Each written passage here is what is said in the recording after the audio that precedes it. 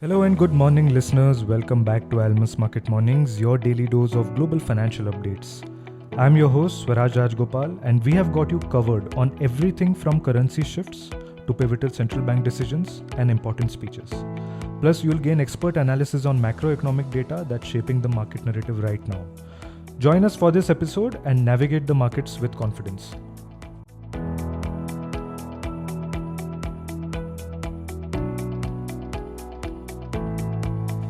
Things have been quiet on the markets front, but participants were keenly tracking what the Fed Chair Jay Powell has to say during the congressional testimony.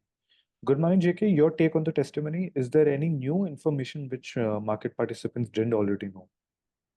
Good morning, Swaraj. Not much, I would say. He gave off very little in his testimony, except that he actually with a slight deviation of what he has been saying all along. He said that the risks are a little more balanced now between inflation and slowing economy.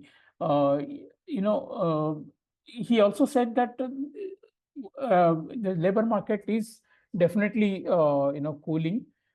Statement that reducing policy restraint too soon or too much could still could stall progress on inflation. At the same time, suggesting that elevated inflation is not the only risk they faced. It hints that they are also looking more closely at the economy evolving, and therefore something they are not ignoring.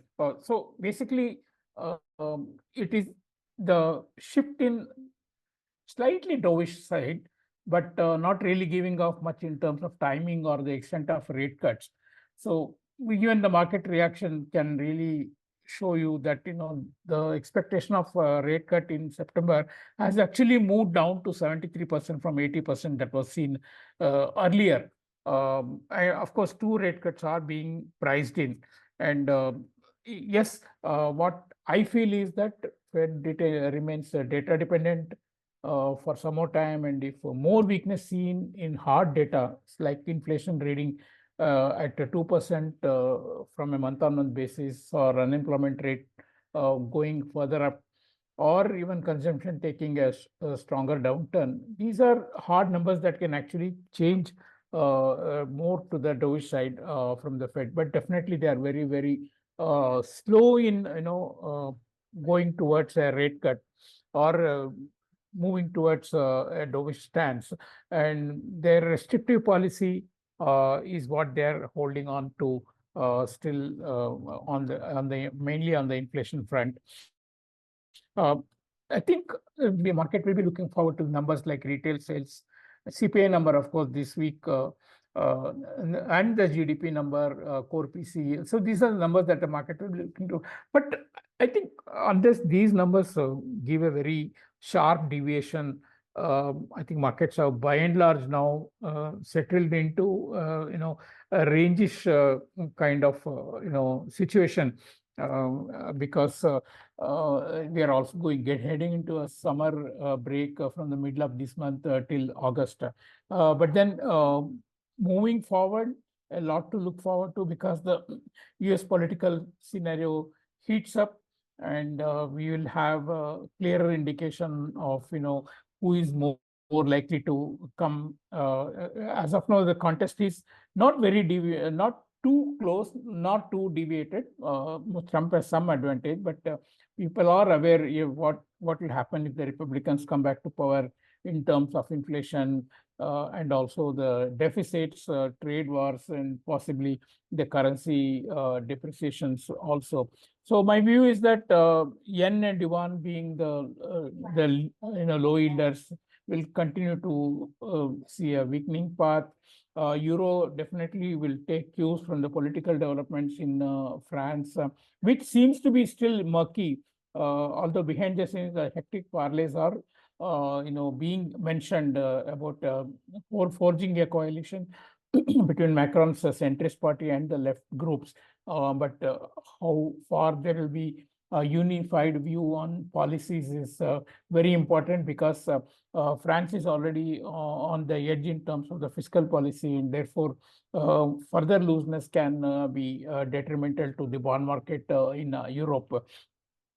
So that, and again, of course, despite BOJ's statement that they are seriously considering the bond buying being reduced from the next meeting, has not deterred the market from selling yen further. They're selling yen quite complacent about BOJ's moves being ineffective. So we are seeing high yielders like Australian dollar and UK pound remaining firm. So that's not changing at all. So what we look forward to for this week is mainly the CPI number from India and also CPI number from US, which will be on Thursday. India on Friday. Rupee being held in a very tight range.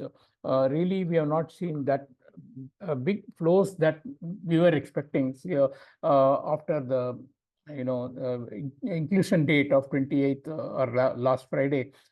Flows have been there, but not very large to to impact the market. So RBI has been seen on the bid side, or rather PSU banks have been seen on the bid side, and higher level offers are also seen, which presumably is from the central bank.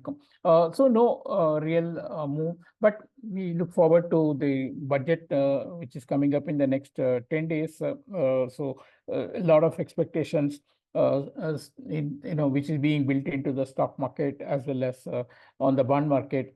So right now we have to live with a rangy market, both in the dollar index and in the Indian currency. But possibly towards the end of this month, we have some more volatility after a lot of hot data is digested. Thank you. Thank you, JK. And it seems Powell's testimony was rather uneventful. Powell maintaining a statement seems to be of a data-dependent approach rather than committing on a rate cut.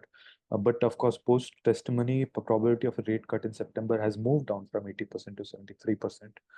Markets continue to be in a range-bound fashion.